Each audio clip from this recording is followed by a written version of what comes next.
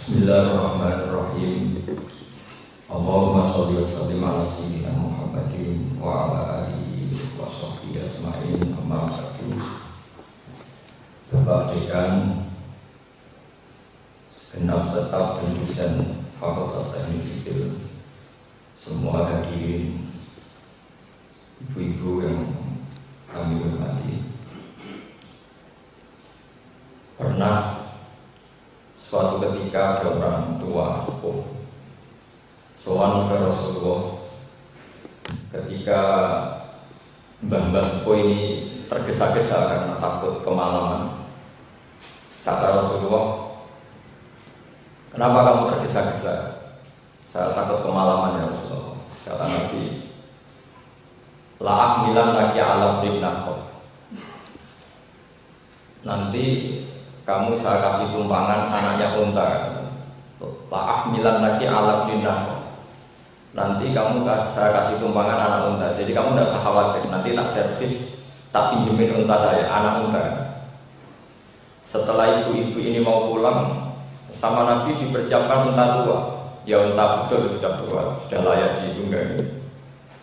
Silahkan naik. Kata si ibu-ibu tadi, "Ya Rasulullah, kata engkau anaknya unta ini unta tua." Terus kata Nabi, "Meskipun tua juga anaknya unta." Jadi meskipun tua juga anaknya unta. Jadi saya sudah dibilangin sama teman-teman, katanya Pak Dekan itu seneng guyon. Jadi guyon itu ya sunnah Rasul, kalau tidak bohong ya sahabat. Jadi guyon itu termasuk sunnah Rasul, sarannya jangan bohong. Nah itu diantara kecerdasan nubuwah. Jadi Nabi itu sering guyon tapi tidak bohong. Itu yang susah, guyon tapi tidak apa. Ketika Nabi bilang, "Kamu nanti saya pinjemin anaknya unta," karena dulu gak ada mobil. Asumsinya orang anaknya unta itu pasti kecil. Tapi ketika Nabi kasih unta besar, orang itu protes, katanya anak unta ya Rasulullah. "Kenapa ini unta besar?" "Ya meskipun besar ini juga anaknya unta." Makanya saya punya kitab namanya Mizahun Nabi. Jadi dokumentasi guyonannya Nabi. Sebab itu banyak kiai yang senang guyon. Kadang agak kebablasan. Suatu saat Gus Dur itu pernah ditanya sama seorang jurnalis, "Gus Dur, kenapa banyak kiai yang sebagian ya, tentu ini oknum ya, kok masih maksiat padahal dia kiai?" Jawabnya Gus Dur, "Yang boleh maksiat itu hanya kiai, kamu jangan." Terus, "Loh Gus, kiai itu kan orang suci, kok malah boleh maksiat? Mereka tahu caranya tobat, kamu tidak tahu." Jadi yang boleh melanggar hukum ya pakar hukum, yang boleh ngotak-atik ekonomi ya pakar ekonomi, karena mereka tahu cara melanggar hukum yang tidak ditangkap. Jadi ini perlu diketahui bapak-bapak, ibu-ibu, kalau Anda dengar ustadz atau kiai maksiat itu jangan ditiru, mereka tahu solusinya, tahu jalan keluarnya. Kalau yang tidak kiai itu tidak tahu, yaitu guyon, itu bablas, tapi itu ya rasional. Jadi ini penting sekali. Jadi keceriaan dalam Islam ini penting, karena kebenaran dalam agama itu sudah berat, mengalami dialek-dialek antar agama yang berat sekali.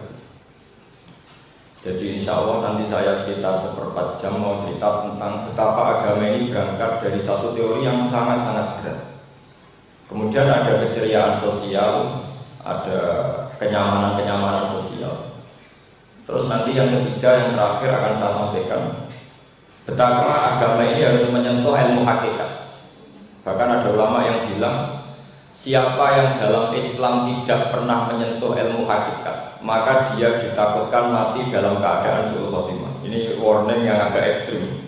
Saya ulang lagi ya, siapa yang tidak pernah menyentuh ilmu hakikat, maka ditakutkan mati dalam keadaan apa? Su'ul khotimah. Na'udzubillah min dzalik. Saya mulai dari cerita kenabian. Ini nanti yang serius kita hanya 1/4 jam saja. Nabi ketika umur 12 tahun itu abahnya sudah meninggal. Ketika beliau di kandungan, bapaknya Abdullah sudah meninggal. Muhammad bin Abdullah bin Abdul Muthalib bin Hashim bin Abdi Manaf. Terus mbah-mbah yang ke-21 namanya Adnan. Mbah yang ke-21 sekitar niku namanya Adnan. Ketika umur 12 tahun, oleh pamannya Abu Thalib ini diasuh, diajak berangkat ke Syam. Syam itu Palestina, Libanon, Syria. Dulu dalam bahasa kitab-kitab dulu disebut nama Syam. Nah, ketika di Syria, yang sekarang Syria, Suriah itu, ketemu seorang pendeta, namanya pendeta Bukhairah. Di situ Nabi itu delalah, gitu orang Jawa delalah, berduduk di bawah pohon. Sing pohon itu khas sekali. Semua Nabi cara duduk pasti begitu. Dan perlakuan alam sama Nabi pasti begitu. Itu ada kriterianya, ada alamatnya, alamatun nubuwah. Jadi kalau Nabi itu alamat khasnya adalah alam ini tunduk, ikut menyambut. Jadi kalau Nabi jalan-jalan di terik matahari gitu, pasti banyak apa itu? Tudhilul ghamamah, kalau dalam bahasa tiba itu tuti usahaib, diiringi mendung. Terus kalau Nabi duduk di arah timur, ke matahari dari timur, itu pohonnya yang rubah posisinya, karena melindungi Nabi dari terik matahari. Ini nanti biar hadirin tahu tentang korelasi antara Yahudi, Nasrani dan umat Islam. Kemudian Bukhairah ini tanya sama pamannya, itu anak itu siapa ya? Terus kata Abu Thalib, ini anak saya. Ditanya lagi sama Bukhairah, itu anak siapa? Itu anak saya. Semakin dijawab anak saya itu si Bukhairah tadi, pendeta Bukhairah itu gini-gini dok, geleng-geleng dok. Itu anak saya. Anak siapa? Anak saya. Kok anak kamu sih? Iya ini anak saya. Kok anak kamu? Diulang-ulang sampai 3 kali. Lama-lama Abu Thalib tanya, apa salahnya kalau dia anak saya? Ini semua alamat kenabian sudah ada pada dia, kecuali satu. Kok bapaknya kamu? Kecuali satu, kok bapaknya kamu? Memangnya kenapa kalau bapaknya saya? Karena yang tercatat dalam kitab Injil, Nabi akhir zaman itu tidak punya bapak. Bapaknya meninggal pas dia masih di kandungan. Ini kok punya bapak? Akhirnya Abu Thalib cerita, ini ponakan saya. Nah itu baru bener, ini Nabi berarti. Akhirnya Rohib Bukhairah. Sekarang kalau di wisata di Syria, itu diantara yang jadi apa ya, tujuan wisata itu ya apa, Kanisa itu gereja Bukhairah. Kemudian sama Bukhairah tadi dibilang, ponakan kamu ajak pulang saja ke Mekah, nanti akan dibunuh orang Yahudi, karena orang Yahudi itu sangat benci sama Nabi akhir zaman, yaitu ponakan kamu ini. Pulang. Itu dalam ketika Nabi masih umur berapa? 12 tahun. Ketika umur sekitar 22 sampai 25, Khadijah itu punya paman penginjil namanya Waraqah bin Naufal. Ini sejarah ini penting sekali biar kita tahu nanti hubungannya Islam, Nasrani dan Yahudi, dan beberapa peralihan-peralihan terminologi yang akhirnya sama-sama menyesatkan. Ketika Khadijah, seorang yang terpelajar sekali, saudagar terpelajar, umurnya 40 tahun, dia punya kriteria Nabi. Sebab itu dia mengutus.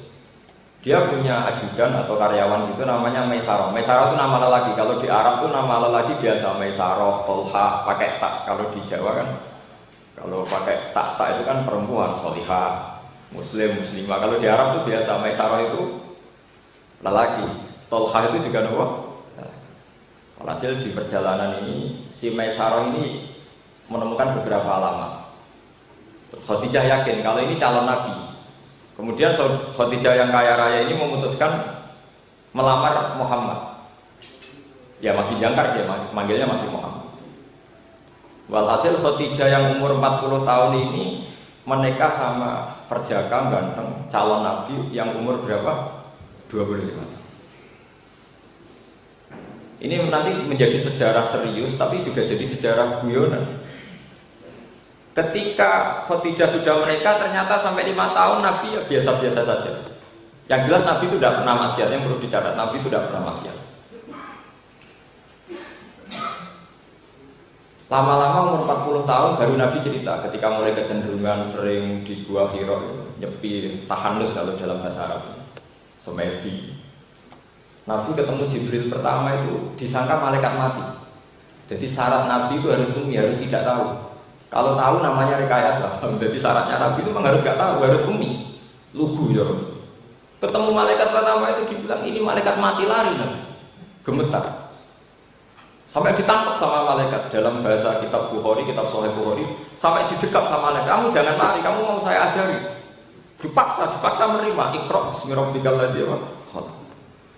Lari Nabi pulang. Ketika pulang, yarjufu fuadu, jadi gemetar sekali.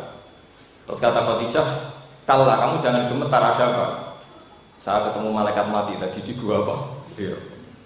Terus kata Khadijah lucu, reaksinya. Ini yang saya tunggu katanya. Ini yang saya tunggu. Saya yakin suatu saat Anda pasti jadi nabi dan ini saat-saat yang paling saya tunggu. Lucu kan? Jadi nabi yang jadi nabi saja belum tahu persisnya, malah ini Khadijah tahu. Karena Khadijah punya paman penginjil. Akhirnya Khadijah ngajak Rasulullah itu ngajak Muhammad masih ke Waraqah bin Naufal. Waraqah ini pembaca Injil sejati yang mulai diterjemah ke bahasa Arab. Jadi dari bahasa Ibrani, bahasa orang Elia, orang Bethesda, orang Bethlehem, pokoknya orang-orang kawasan Arifka, ya, kawasan-kawasan kelahiran Yesus, kawasan kelahiran Isa. Kemudian sama Waraqah dibilang, "Hadan namus alladzi ja'a bi Musa." Muhammad, kamu tidak usah takut, yang datang ke kamu itu malaikat yang sama dengan yang datang ke Musa. Tapi lalu apa kata Waraqah? Muhammad, sayang sekali saat Anda diusir oleh kaum Anda, oleh keluarga Anda sendiri. Saya paling sudah tidak ada. Andai kan saya masih hidup, saya akan menolong kamu. Nabi mulai janggal. Masa orang-orang Quraisy ngusir saya? Kata Waraqah, itu pasti. Di antara ciri Nabi akhir zaman itu nanti diusir dari Mekah, dari bangsanya sendiri, dari kaumnya sendiri. Ya sudah, Nabi terus pulang. Selang beberapa hari ada wahyu, ya ayyuhal muddatsir qum fa'anzir, dan seterusnya. Hanya 5 ayat. Iqra pertama turun itu tidak sampai selesai, hanya 5 ayat. Nanti ya ayyuhal muddatsir juga agak semuanya. Nah, ketika para ahli sejarah bilang siapa orang pertama kali iman, ada yang bilang Abu Bakar, ada yang bilang Ali, ada yang bilang Khadijah. Sebetulnya kalau kita fair, ya pasti Khadijah, karena pertama yang dapat cerita kenabian Nabi itu pasti siapa? Khadijah. Kemudian ada etika, di mana-mana ulama ya punya etika. Akhirnya dari etika itu terus menang semua. Awal man amana minar rijal, kalau yang lelaki nomor 1 Abu Bakar. Wa minan nisa, kalau perempuan Khadijah. Kalau wa minas sibyan, anak-anak Ali. Kalau dari budak Bilal. Pokoknya akhirnya nomor 1 semua. Itu yang ditiru di Indonesia. Wakil itu tidak keren, terus ketua. Tapi di sini masih wakil. Padahal kalau di partai politik kan ketua umum, ketua, karena wakil itu tidak keren. Tapi di sini masih dekan, wakil. Padahal di mana-mana sudah ketua umum terus ketua. Nah, kenapa saya tadi nyelingi? Terus ini nanti jadi guyon. Ya ada sisi guyonnya. Ketika Khadijah itu sudah wafat, Sayyidah Khadijah sudah wafat, sudah meninggal. Walhasil Nabi akhirnya menikahi Aisyah. Aisyah itu perawan, satu-satunya istrinya Nabi yang perawan itu Aisyah. Setiap kali Nabi ada Ummu Aiman itu teman akrabnya Khadijah. Itu Nabi menyambut, senang sekali. Wah, saya kalau ketemu kamu itu senang sekali karena saya ingat Khadijah. Selalu menyebut Khadijah. Lama-lama Aisyah itu tidak kuat, ya Rasulullah, kamu masih ingat perempuan yang tua sekali. Padahal sudah digantikan yang lebih cantik perawan. Ternyata perkataan Aisyah ini menyinggung Fatimah, putrinya Nabi. Gerudu, makanya Fatimah itu tidak pati cocok karena anak sama ibu tiri itu sunahnya memang tidak cocok. Kalau cocok jadi anak, ya sebaiknya memang tidak cocok.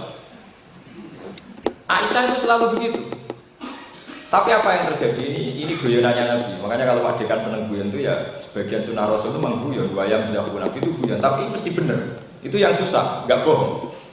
Terus kata Fatimah, kamu ingin supaya Aisyah tidak maki-maki ibu kamu, tidak bilang ibu kamu itu tua gini-gini. Aisyah ini pede sekali, percaya diri karena beliau ini istri paling dicintai Nabi. Apa ya Rasulullah? Kadang manggil ya Rasulullah, bukan ya Abi. Apa ya Rasulullah? Bilang sama Aisyah, kamu itu hebat ibu saya. Ibu saya itu sudah janda, dapat perjaka. Kamu perawan terima untuk duduk. Jadi Nabi itu ya adanya semenjak itu Aisyah tidak pernah komentar. Sehebat-hebatnya dia itu perawan untuk duduk. Aisyah kan perawan dapat Nabi yang sudah duduk. Khadijah janda umur 40 tahun dapat perjaka karena Nabi zaman itu umur berapa? 25 tahun. Semenjak itu Aisyah yang mikir, iya ya saya tetap kalah sama siapa? Khadijah. Semenjak itu Aisyah tidak pernah membicarakan Khadijah karena sudah kalah. Jadi itu Nabi jadi ngajari Fatimah, bilang saja ke Aisyah masih hebat ibu saya karena ibu saya menikahi bapak ketika ibu saya janda dapat perjaka, kamu perawan dapat duduk. Jadi Nabi itu punya seni. Makanya Qadiyat itu punya kitab khusus Mizahun Nabi, guyonan-guyonannya Nabi. Itu penting sekali karena sebagian faktor maksiat, ini kata ulama ini yang masih agak-agak serius. Maksiat itu karena orang itu ingin cari kesenangan. Makanya dalam terminologi pesantren, bukan pesantren kilat yang santri betul. Saya itu mulai kecil, saya itu juga heran ini apa saking jeniusnya apa gimana pesantrennya apa kilat. Semoga karena jenius, bukan karena mengabaikan agamanya dapat waktu sebentar. Kalau masalahnya itu ya repot. Saya mulai kecil itu punya bapak hafal Quran, alim. Mbah-mbah saya juga orang alim. Jadi dulu setelah saya hafal Quran itu disuruh ngapalkan Sahih Muslim, itu 4 jilid. Wah ya capek sekali. Setelah itu dalam tradisi kiai harus baca Bukhari, juga harus khatam dan urut.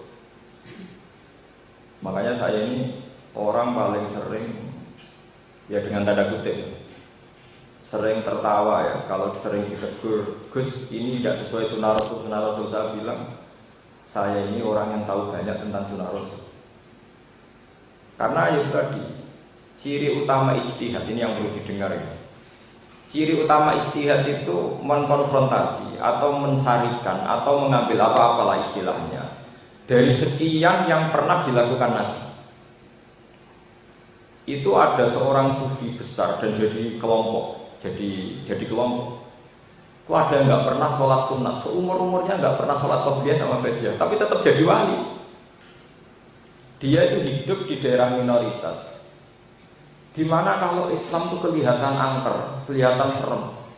Misalnya sampean qobliyah zuhur sudah 4 rakaat, asli dari Nabi qobliyah zuhur itu 4 rakaat, jadi 2 terus baru sholat zuhur. Nanti qobliyah ba'diyahnya 4 rakaat. Bukan sekedar 2, Pak. Ketika dia ditanya menyodorkan hadis yang ada di Muslim, Sahih Muslim, Nabi itu sangat mencintai melakukan kesunatan, tapi sering meninggalkan kesunatan itu karena takut dianggap apa? Fardhu. Dan itu yang terjadi pada sholat tarawih yang sampai sekarang menjadi kontroversi. Nabi itu pernah qiyam Ramadan di masjid hanya hari ke-6. Setelah banyak yang ikuti, Nabi tidak. Ketika ditanya Aisyah, ya Rasulullah kamu ditunggu orang banyak. Iya saya sengaja, nanti kalau saya sholat tarawih dikira wajib, sehingga saya tidak perlu. Sebab itu Nabi pernah ditanya sama seorang Arabi, ya Rasulullah, apa betul kau mewajibkan sholat 5 waktu? Iya. Enggak lebih, enggak kurang, enggak lebih, enggak kurang. Saya bersumpah ya Rasulullah, saya tidak akan sholat selain fardu, juga enggak lebih, enggak kurang. Itu hadis sahih. Jadi Nabi masih sugeng. Kata Nabi, aflaha in sadaqah. Sudah itu sudah cukup menjadikan Anda masuk surga.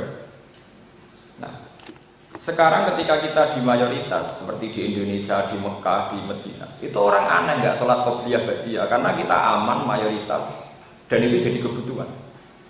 Tapi bayangkan Anda hidup di Ambon, di Irian Jaya atau di mana saja yang minoritas. Orang mau mempelajari Islam, melihat sholat 5 waktu itu sudah berat. Apalagi tidak ada depannya juga ada belakangnya. Wah itu malah ngeri itu, mau Islam malah ngeri itu. Sehingga sunnah-sunnah Rasul ya diantaranya itu ada firqah, ada kelompok sufi yang nggak pernah sholat qobliyah ba'diyah? Ya karena tadi mereka hidup zaman itu di Uzbekistan sebelum Uzbek yang sekarang. Dulu namanya Bukhara, yang melahirkan ulama besar Imam Sinten Bukhari. Bukhara itu ikut di Uzbek sekarang. Itu beliau itu meriwayatkan hadis itu mulai yang Nabi melakukan sholat tahajud, sholat witir, sampai Nabi yang menyalahkan orang yang sering tahajud, sholat witir. Sama-sama ada riwayatnya, sama-sama sahih.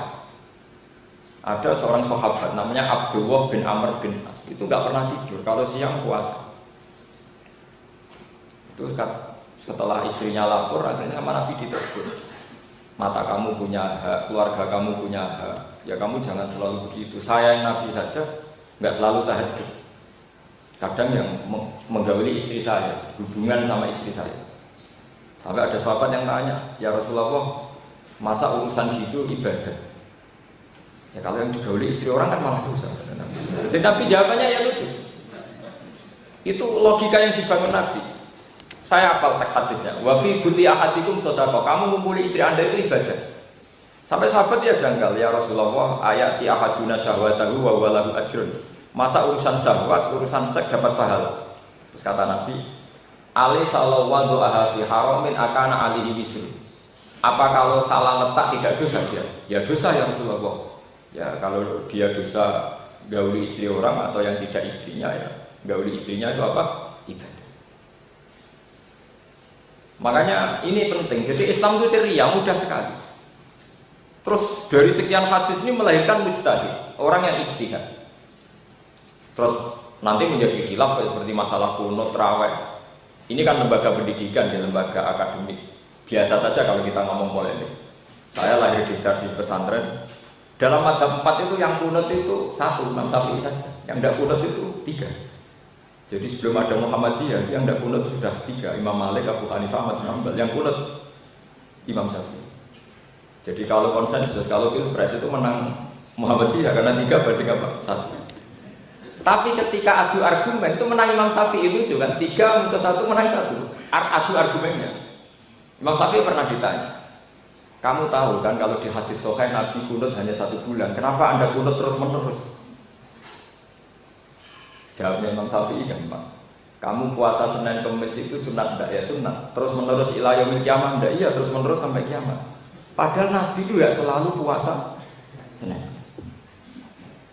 Jadi sesuatu yang pernah dilakukan Nabi pasti akan menjadi sunat ila yaumil kiamah. Misalnya sedekah. Apa Nabi tiap detik sedekah? Ya enggak. Paling Nabi sehari ya beberapa kejadian beliau sedekah. Apa setiap detik sedekah? Ya enggak. Tapi kesunatan sedekah bagi orang muslim kan enggak terikat waktu, kapan saja.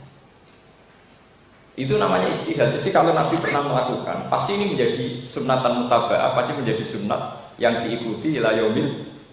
Sehingga Imam Syafi'i milih kunut. Begitu juga puasa Senin Kamis. Nabi ya sering puasa Senin Kamis, sering enggak. Nah, makanya saya ini termasuk ulama yang agak nakal. Saya milih sunnah Nabi yang enggak puasa.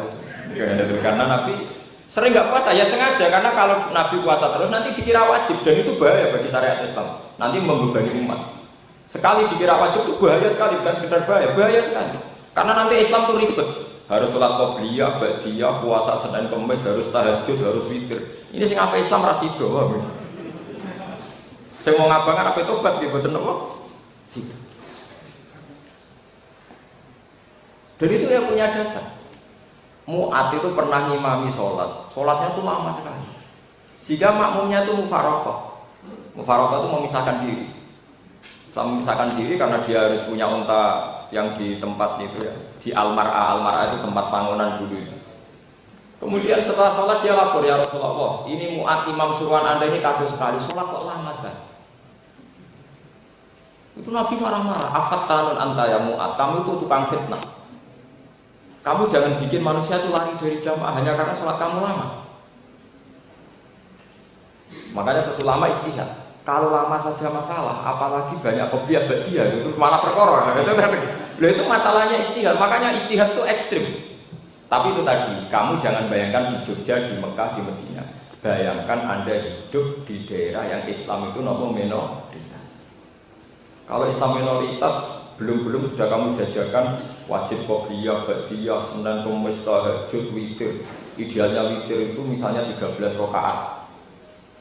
Sholat malam itu idealnya kan 13 berapa? Rakaat. Kalau duha idealnya 12. Habis Islam. Makanya ada ulama yang bilang di kitab usul fikih itu karangannya Zakaria Al-Ansori itu beliau bilang ibadah itu hanya ada dua. Dan ini disepakati ulama, perlu dicatat, ini disepakati ulama. Ibadah itu hanya dua. Satu melakukan kewajiban, dua meninggalkan kemungkaran. Saya ulang lagi ya, satu melakukan kewajiban, dua meninggalkan kemungkaran. Kewajiban seperti kita sholat fardu, kita haji kalau mampu. Dua ini yang paling enak, meninggalkan kemungkaran. Misalnya saat Anda di sini berarti Anda tidak zina, tidak bunuh. Berarti berdiam diri saja ibadah. Makanya konsep hukum Islam yang ada wajib, haram, fardu, terus ada sunat, terus ada mubah. Banyak ulama yang menentang hukum mubah ini tidak ada. Mubah itu sesuatu yang nggak ada pahalanya juga nggak ada dosanya. Disebut apa? Mubah. Mubah, suka-suka. Itu banyak ulama yang menentang mubah itu tidak ada. Contohnya gimana? Begini, misalnya saat malam Anda di rumah tidur itu mubah. Tapi luar biasa. Kalau kita tidur, artinya kita tidak zina, tidak nyolong, tidak maling, tidak kelabing, tidak macam-macam. Berarti saat Anda tidur itu sekian mungkar Anda tinggalkan. Jadi luar biasa tidur ini, karena kalau kita tidur sekian kemaksiatan kita apa? Tinggalkan. Kita tidak zina, tidak maling, tidak gosip, tidak ngerasani, tidak menyakiti orang karena kita tidur. Makanya katanya ulama, tidurnya ulama itu ibadah karena diniati tidak aktif. Artinya tidak apa-apa, tidak maksiat. Ini penting kalau aturakan. Jadi ibadah itu gampang. Setiap Anda tidak maksiat, pasti itu ya saat itu Anda ibadah. Dari satu sisi ibadah yang disebut meninggalkan barang apa? Mungkar. Tapi kita ini merasa ibadah itu kalau tahajud, kalau witir, sebenarnya kalau Anda tidur itu ya sudah ibadah. Karena artinya saat itu Anda meninggalkan barang apa? Barang apa? Mungkar. Itu namanya ijtihad. Saya ulang lagi, itu namanya ijtihad. Hadisnya juga soal Nabi itu kalau tidur itu ya diniat ibadah. Nah, kata ulama-ulama yang sudah sampai ilmu hakikat, kenapa nabi-nabi itu kalau tidur justru mendapat wahyu? Jadi sebagian wahyu ke Nabi itu pas tidur, ini perlu dicatat. Sebagian wahyu ke Nabi itu pas tidur. Seperti Nabi Ibrahim disuruh menyembelih Ismail itu, inni ara fil manami anni atba'uka. Saya mimpi, saya itu nyembelih kamu. Kenapa pas mimpi kok dapat wahyu? Karena tidur ini ibadah, karena pas tidur pasti orang itu tidak maksiat. Nah ini salahnya kita, kenapa kalau tidur itu karena ngantuk, karena macam-macam, nggak ada niat apa? Ibadah. Jadi makanya kalau mau tidur ya Allah, saya mau tidur istirahat plus meninggalkan maksiat. Wah itu ibadah luar biasa. Nanti mimpinya insya Allah baik. Nah ini pentingnya ulama. Jadi yang bisa mengimplementasi apa beberapa ide Nabi itu lah. Saya punya beberapa contoh betapa ijtihad itu penting. Nabi pernah ngendikan a'linu bin nikah wadribu gitu. Kamu kalau nikah itu harus terang-terangan, jangan sembunyi-sembunyi. Karena kalau Anda sembunyi-sembunyi, istri Anda itu gak jelas milik siapa, jadi harus diumumkan. Nikah itu harus diumumkan. Terus sahabat itu mengira kalau nikah harus diumumkan itu berarti ya harus umum, harus diketahui Nabi, harus di masjid. Wadribu gitu, dan harus ada terbangan. Tapi suatu saat, ini di hadis Sahih, Jabir ini sahabat muhajirin datang ke Nabi itu sudah senyum-senyum, itu ditanya sama Nabi, Jabir, kamu ini di negeri rantau kok senyum-senyum, kenapa? Wah baru senang Nabi, saya dapat istri ya. Sudah kamu nikah? Ya sudah. Ya sudah saya gauli Nabi sudah. Nabi senang. Terus kata Nabi, aulim walau bisatin, ya kamu harus ngadakan walimah meskipun satu kambing. Sehingga terus ulama berkesimpulan, nikah di masjid itu tidak jadi syarat sah, hanya sunnah. Buktinya Jabir nikahnya disahkan Nabi padahal di pasar. Paham? Jabir tadi kan lapor itu sudah nikahnya dipasang. Padahal Nabi mengajarkan nikah itu apa? Di masjid. Nah itu pentingnya. Jadi kalau dalam tradisi sunnah Rasul itu orang itu minimal membaca hadis itu minimal 1000 hadis. Terus dari per tema itu yang beda-beda sehingga nanti tahu duduk perkaranya. Oh ini limuwafaqatil waqi' sesuai fakta. Sesuai fakta itu begini ya. Misalnya Nabi ditanya, ya Rasulullah ibadah paling baik itu gimana? Kalau orangnya agak-agak pelit gitu ya Nabi bilang as-sakha, ya dermawan. Tapi kalau orangnya itu sholatnya itu agak lambat, ya Nabi bilang as-sholat li awali waktiha, sholat awal waktu. Tapi kalau orangnya pecundang itu penakut, Nabi bilang al-jihad. Nah hadis-hadis kayak begini ini mukhatabnya beda-beda, lawan bicara Nabi beda-beda. Jadi tidak bisa orang yang selalu jihad, sunnah Nabi itu hanya jihad. Padahal ada hadis sahih, ada seorang pemuda itu kuat. Dia merasa kuat, matur ya Rasulullah, saya ini kuat sekali, saya ini pemuda tangguh. Saya mau ikut jihad engkau. Nabi pertanyaannya apa? Ahayyun walidaka, apa orang tua kamu masih hidup? Masih ya Rasulullah. Apa jawabannya Nabi? Tidak, kamu tidak usah ikut saya. Fafihi ma fajahid. Kamu merawat orang tua kamu saja, itu sudah jihad. Itu juga hadis sahih. Jadi dari sekian kejadian itu terus ulama tahu duduk perkara. Nah itu yang disebut apa? Ijtihad. Ya, yang disebut apa? Ijtihad. Nah sekarang kita macam-macam di Indonesia. Ada kelompok macam-macam, tapi nggak ada kesiapan ijtihad. Sebenarnya ijtihad itu normal saja. Kita tidak bisa bilang begini. Kebenaran itu kan tunggal. Kebenaran tunggal itu masalah tauhid, masalah eksak. Tapi kalau masalah sosial, mulai dulu kebenaran itu tidak tunggal. Jadi misalnya orang mau ke Jakarta, pasti jalan menuju Jakarta itu banyak. Makanya banyak sahabat itu kalau kangen Nabi sowan, kalau kangen Nabi sowan, dia dibenarkan sama Nabi. Ada sahabat yang nggak pernah sowan sama Nabi. Alasannya, wah nggak enak ganggu Nabi. Jadi yang sowan ya benar, yang nggak sowan juga benar, karena yang nggak sowan artinya tidak ganggu siapa. Nah, ini yang terakhir apa? Ilmu hakikat ini penting sekali saya utarakan. Ilmu hakikat ini yang paling masyhur sanadnya adalah sampai Sayyidina Ali. Ini penting sekali supaya kita tidak mati suul khatimah. Jadi terus kula nyuwun ini Ramadan untuk menjaga kehidupan dunia akhirat kita harus kita bekali dengan ilmu apa? Ilmu hakikat itu tidak kok terus orang muka syafa sering alami faktor X itu bisa dilogika. Misalnya begini. Kalau kita biasa melafadzkan kalimat thayyibah itu kan ada kata-kata alaiha nahya wa alaiha namut wa alaiha nufat insyaallah ta'ala minal amin. Kalau dalam bahasa Al-Quran disebut da'wahum fiha subhanakallahumma wa tahiyyatuhum fiha salam wa akhiru da'wahum alhamdulillahi rabbil alamin. Ketika kita hidup, itu ada seorang khawarij, dia itu anti paham qada qadar. Masa kita sudah susah-susah amal, kita tidak pernah maksiat, taat terus, masa nanti di surga hanya karena rahmatnya Allah? Itu kan tidak menghormati amal saya. Hanya Tuhan tidak mengapresiasi amal saya, yang benar saja. Terus kemudian itu dikenal sebagai pendapat Mu'tazilah. Terus sama Sayyidina Ali diajak guyon. Ya guyon itu penting. Kalau Anda soleh 80 tahun, karena Anda umurnya 80 tahun, kalau masuk surga karena amal Anda, berarti Anda di surga hanya 80 tahun. Kaget ya, waduh. Ternyata teori masuk surga karena amal itu merugikan kita, karena durasi amal kita terbatas. Kalau masuk surga karena amal, berarti amal kita 80 tahun, di surganya 80 tahun. Kalau kita maksiat 80 tahun, berarti di nerakanya ya 80 apa? Mulai mikir, ternyata teori masuk surga karena amal itu malah merugikan, karena nanti di surga kita sesuai amal kita. Padahal kita paling banter kan umurnya 80-90. Berarti surga kita juga 80. Enggak, makanya kata Nabi, kalian tidak akan masuk surga karena amal kalian, tapi masuk surga karena rahmat saya. Itu maknanya bukan berarti kita meninggalkan amal soleh itu enggak. Enggak cukup untuk di surga selama-lamanya hanya dengan modal amal yang durasinya terbatas 80 tahun.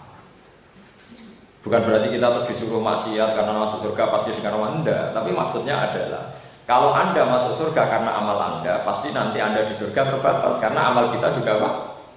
Terbatas. Baru sadar orang, oh iya. Terus nomor 2, ada orang lagi yang tanya, saya di dunia ini ngapain ya? Ya kata Sayyidina Ali, ya ngapain, enggak ngapain ya, kamu tetap saja tunduk sama qada. Ya Ali, saya ini kalau mau duduk, kalau mau berdiri, berarti saya bisa menentukan langkah saya. Terus Sayyidina Ali mencontohkan beberapa contoh. Ibu-ibu yang cantik itu kan tidak ingin tua. Mbak-mbak yang cantik juga tidak ingin tua. Kenapa kamu tua? Ya tidak bisa menolak. Katanya manusia bisa menentukan keinginannya. Ingin muda terus tidak bisa, ingin hidup terus tidak bisa. Mungkin perusahaannya ada ingin jadi dekan tidak bisa, ingin jadi rektor tidak bisa, ingin jadi presiden tidak bisa. Banyak keinginan yang kita tidak bisa. Itu artinya Anda ditentukan oleh qada qadar apa keinginan Anda? Ya keinginan qada qadar. Lalu Anda hidup yang bikin jadwal siapa? Ya tidak tahu, saya ya Allah. Nanti yang kalau kamu mati yang bikin jadwal siapa? Ya Allah. Nah ini penting sekali.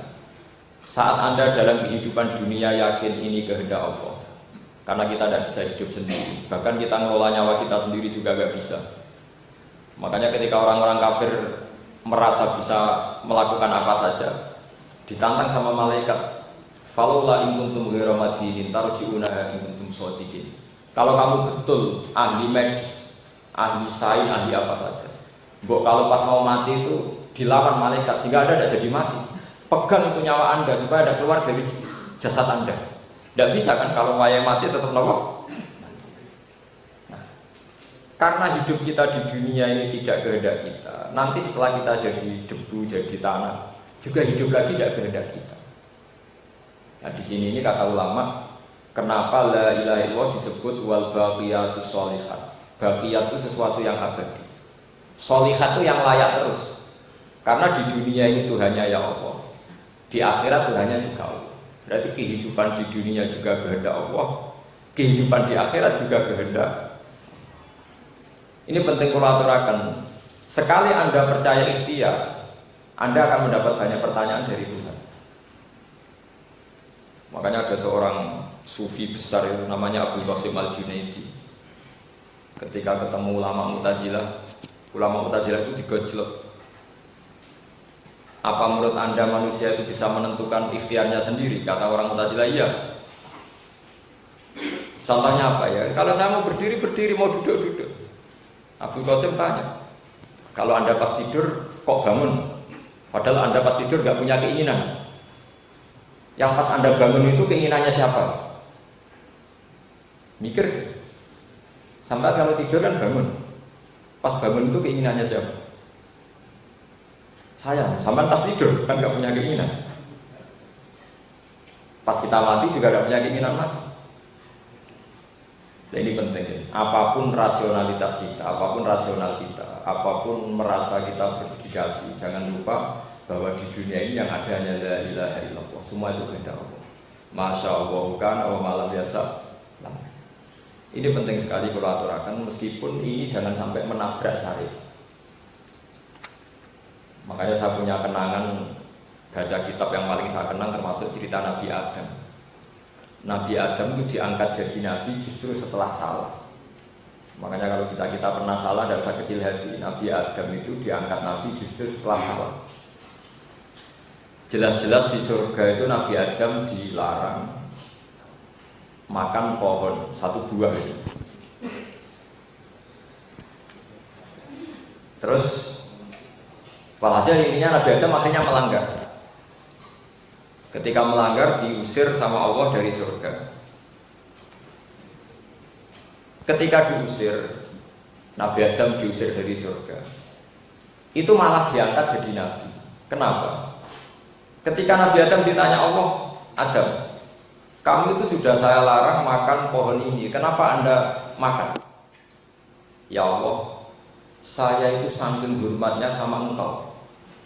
Saya tidak pernah mengira di alam raya ini ada orang atau makhluk yang memakai nama engkau kemudian dia bohong. Karena saat itu setan itu merayunya Adam, wallah, demi Allah saya ini menasihati kamu, saya tidak ingin menjerumuskan kamu. Ketika disebut demi Allah itu Nabi Adam tunduk. Masa nama Allah sudah disebut saya tidak percaya. Makanya budaya sumpah itu budaya tertua. Sampai sekarang kalau orang dilantik pakai sumpah itu tertua. Dan orang kalau sudah sumpah itu harus dipercaya meskipun nanti bohong, setan nanti bohong. Ya sama seperti pejabat-pejabat sudah disumpah itu nanti ya korupsi tapi ya harus sumpah. Akhirnya Allah harus tobatnya Nabi Adam diterima. Kenapa Anda melanggar ya Allah? Karena saya tidak pernah mengira ada makhluk yang sudah pakai nama engkau kemudian dia bohong. Sumat tabahu rabbuhu fataba alaihi wa hada. Maka Nabi Adam diangkat jadi kaum pilihan justru setelah salah. Ini penting kalau aturakan karena itu tadi. Jadi kesalahan-kesalahan manusia itu asal tidak salah sampai syirik. Ya syirik itu ya menyekutukan Allah. Kalau kesalahan-kesalahan yang lain-lain itu mungkin kita subjektif. Ada yang bilang itu bid'ah, ada yang bilang itu maksiat. Kalau orang modern bilangnya itu tidak rasional, ya semacam-macam. Tapi yang jelas, yang namanya syirik itu tidak menyembah Allah. Ini perlu dicatat. Kenapa saya utarakan demikian? Misalnya orang yang nggak sependapat dengan ziarah kubur, ya kamu kalau nggak sependapat bilang saja itu orang nganggur atau apa. Pokoknya jangan bilang syirik. Kalau bilang syirik itu pasti salah. Karena pernah ada dialek antara ulama Wahabi dengan ulama Sunni. Ya kesepakatannya yang penting jangan dihukumi syirik. Karena pertanyaan cerdasnya satu. Bi ayyi kalimatin yadkhulul kufar fi hadhihi din. Dengan kalimat apa orang kafir menjadi muslim? Orang yang kafir puluhan tahun itu menjadi muslim karena kalimat apa? La ilaha illallah. Masa dengan kalimat yang sama orang menjadi kafir? Ya artinya kalau orang membaca la ilaha illallah terus ada katakan kafir kan menjadi aneh kan? Kalimat ini yang menjadikan kafir menjadi muslim. Tapi sekarang menjadi aneh karena kita tidak cocok. Wah, orang ini jadi musyrik. Luwung kalimat itu yang dipakai Islamkan orang dengan kalimat yang sama menjadi musyrik. Makanya kalau tidak cocok itu tensinya jangan sampai syirik. Ya pokoknya jangan sampai syirik. Makanya terus perdebatannya tuh turun. Ghairu masyru'ah. Akhirnya ulama Wahabi tadi bilang ghairu masyru'ah, tidak disyariatkan. Terus kata ulama yang sini, ya sudah kalau gitu kan tengah-tengah ya, penting sudah nggak syirik, sudah nggak syirik dulu, sudah urutannya nggak syirik. Karena logikanya tadi, kalimat la ilaha illallah adalah kalimat yang orang kafir menjadi muslim. Masa dengan kalimat yang sama orang muslim menjadi kafir? Itu nggak kena logikanya kan?